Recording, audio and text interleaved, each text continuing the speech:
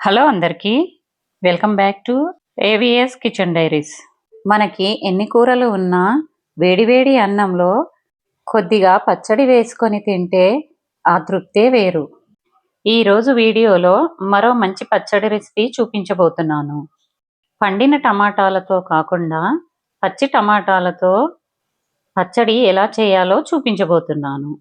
పచ్చి టమాటాలు మిక్సీ పట్టకుండా ఈ పచ్చడి చేసుకోవచ్చు.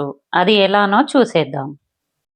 ముందుగా స్టవ్ వెలిగించి ఒక ప్యాన్ పెట్టుకొని అందులో 2 టేబుల్ స్పూన్ల పల్లీలు వేసి దూరగా వేయించుకోవాలి.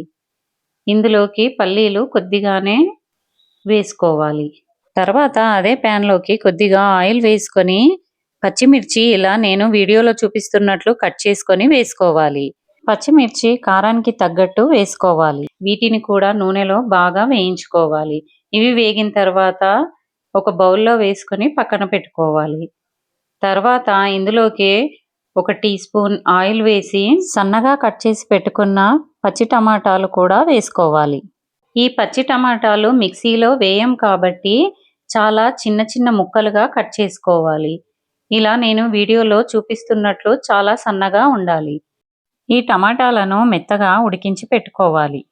తర్వాత ఒక మిక్సీ జార్ తీసుకొని అందులోకి మనం వేయించి పెట్టుకున్న పల్లీలు వేసుకొని పొడి చేసుకోవాలి. ఈ పల్లీలను పొడి చేసుకొని అందులోకి మనం వేయించి పెట్టుకున్న పచ్చిమిర్చి, అలాగే ఓ 4-5 వెల్లుల్లి రెబ్బలు పొట్టు తీసుకొని వేసుకోవాలి. తర్వాత 1 టీ స్పూన్ జీలకర్ర, కొద్దిగా పసుపు, అలాగే రుచికి సరిపడా ఉప్పు కూడా వేసుకోవాలి. కడిగి నానబెట్టి పెట్టుకున్న చింతపండును కూడా వేసుకోవాలి.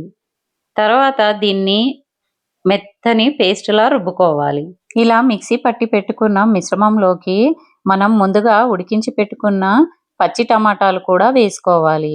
ఈ పచ్చి టమాటాలు వేసుకొని బాగా కలుపుకోవాలి. ఈ పచ్చడిలోకి టమాటాలు కలుపుకున్న తర్వాత ఇందులోకి పోపు వేసుకోవాలి.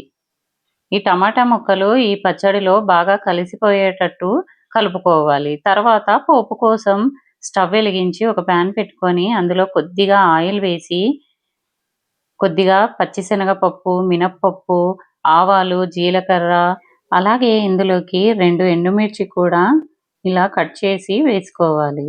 ఇవి కొద్దిగా వేగిన తర్వాత ఇందులోకి కొద్దిగా కరివేపాకు కూడా వేసుకోవాలి. కరివేపాకు వేసుకొని ఒకసారి కలుపుకొని ఈ పోపు వేగిన తర్వాత స్టవ్ ఆఫ్ చేసేసి ఇందులోకి మనం ముందుగా మిక్సీ పట్టి పెట్టుకున్న పచ్చడిని వేసి ఒకసారి బాగా కలుపుకోవాలి.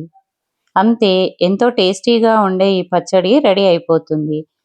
పచ్చి టమాటాలను మిక్సీలో వేయకుండా ఇలా పచ్చడి చేస్తే చాలా టేస్టీగా ఉంటుంది.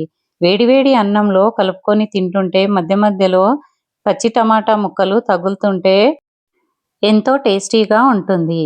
ఈ పచ్చడి రోటీలోకి, చపాతీలోకి, రైస్లోకి ఎంతో టేస్టీగా ఉంటుంది. ఒకసారి ఇలా తప్పకుండా ట్రై చేసి చూడండి. చాలా టేస్టీగా ఉంటుంది.